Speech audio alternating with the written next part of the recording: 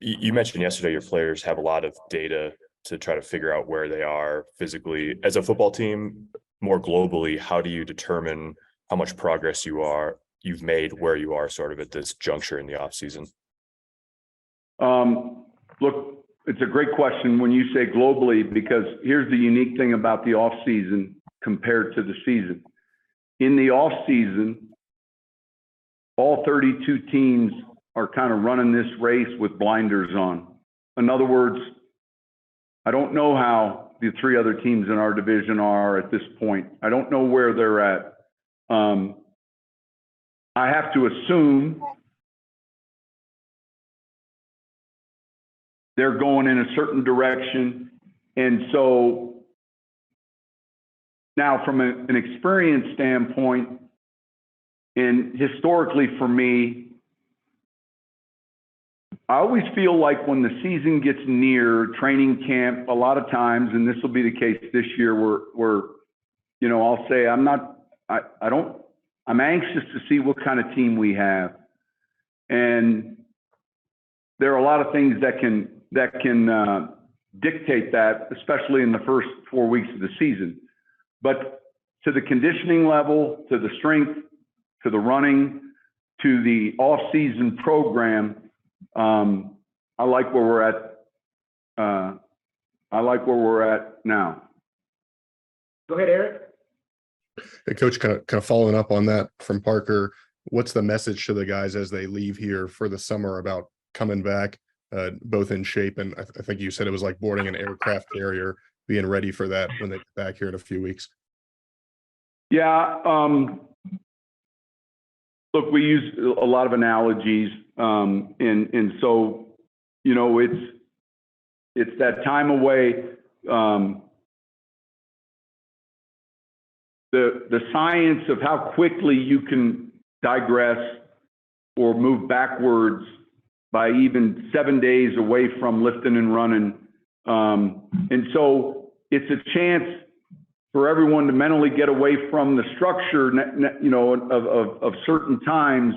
And yet I think these guys understand, man, there's been a large investment here this off season, and it can escape us pretty quickly. And so, look, I'll be specific for you. We're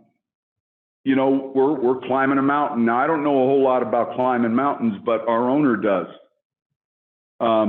Greg Penner's climbed 7 of the tallest peaks in the world, and there's a process involved in that, weeks, months, and yet the descent down can take place in a day and a half, 2 days.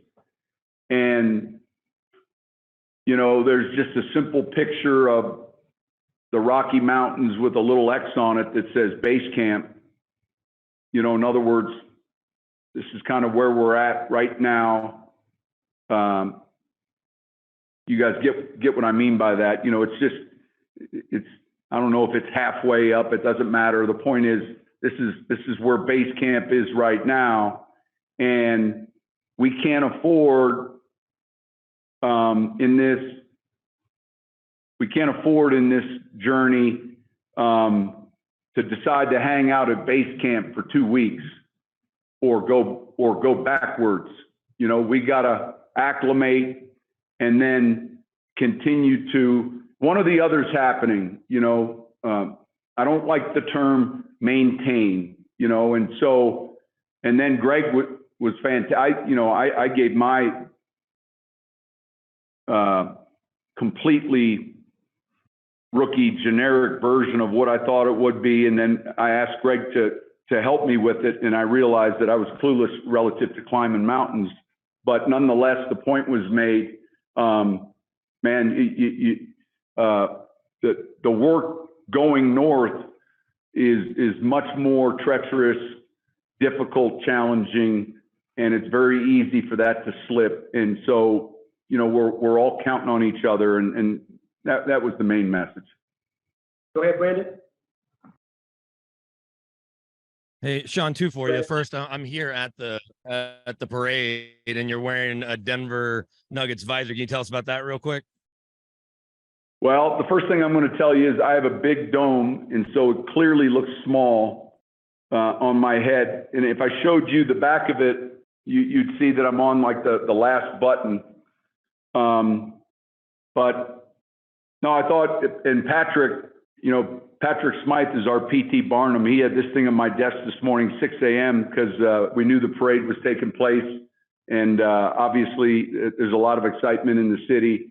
And so it was the perfect time to show our support. I know the fans are excited. We're proud.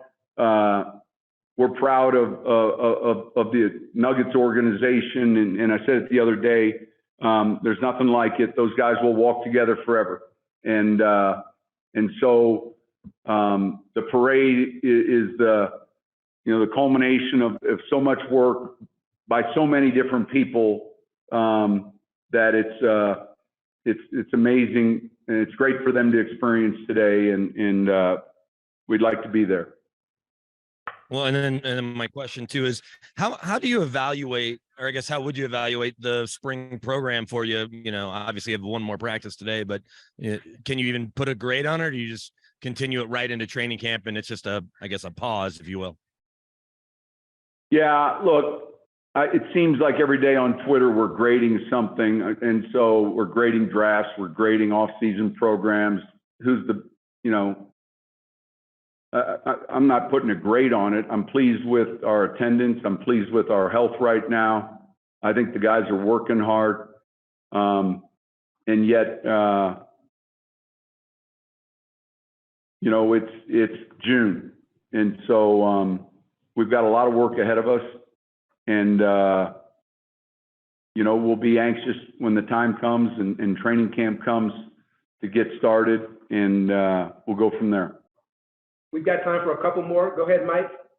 Yeah, Coach, I was just wondering, just on a couple of injury-related type fronts, any concern that a couple I'm going to say this real quick, Mike, and I appreciate the question. And I think when I talked about Samaje's bruised thumb, that's probably as in-depth as I'll ever go on injuries. And so you can ask the question, though. I don't want to not have you ask the question. I'm just kind of forwarding you of the response, but go ahead. Well, any concern that your two highest drafted rookies are falling behind Drew Sanders and Mims, because we've seen them on the side a little bit. And okay. No, that's a little different than what I thought you were going to ask. No, I think they're both real sharp mentally. We got real good early glimpses of them, and they're quickly healing. So, final two, Arnie and Jeff. Go ahead, Arnie. Yeah, Sean, I just wanted to ask you about Jamar Cain. I'm not sure how prevalent pass rush specialist coaches are in the league. I know it's something that started.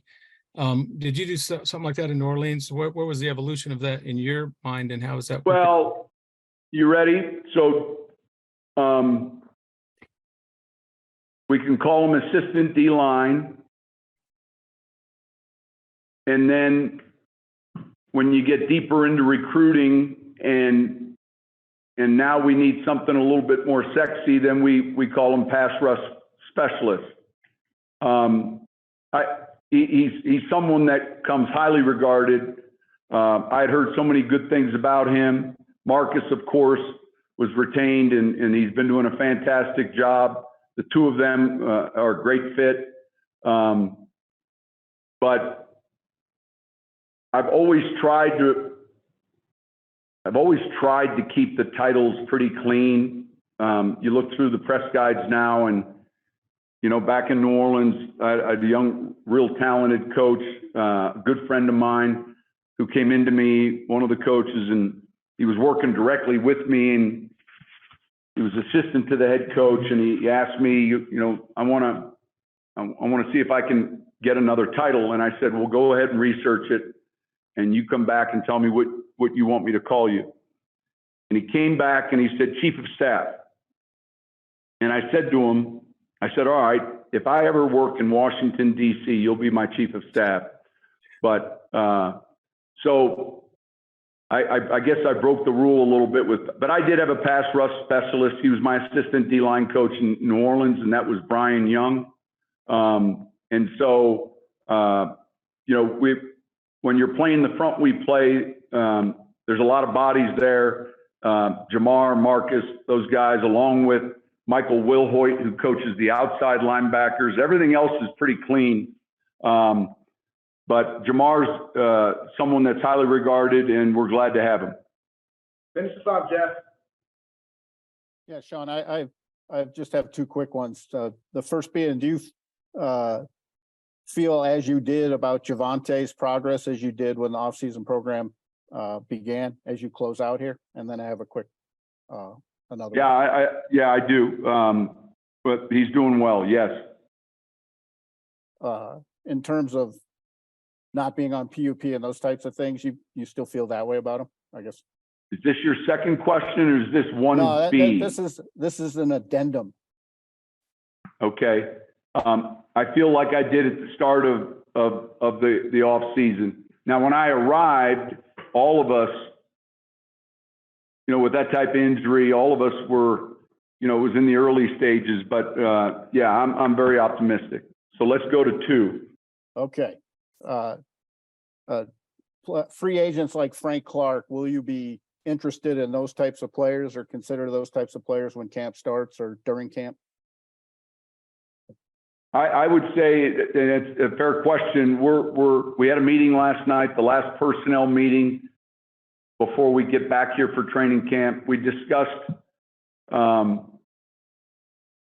areas. I don't want to use the term where we're thin, but here's where we're heavy relative to the current 90-man roster. Here's where we might be a tick light. This might be what we're looking for. And I would say that exists 365 days a year. It didn't used to, but it does now. And so, and I'll just give you one last example. You know, that final cut down from 90 to 53, it happens on one night, and there's a lot of work that's done leading up to that. And you're watching film, and you have, you know, roughly over a day to look at who's available.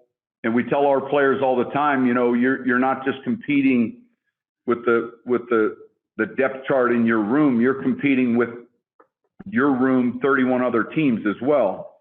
And so, you know, we weren't looking for Taysom Hill when we found him. We were looking at another receiver for a practice squad position, and we kept watching the film. And this was 11:30 at night, and I finally call Ireland in and said, "Who's this number 7?" And he tells me it's Taysom Hill. And I asked him, I want all of his tape.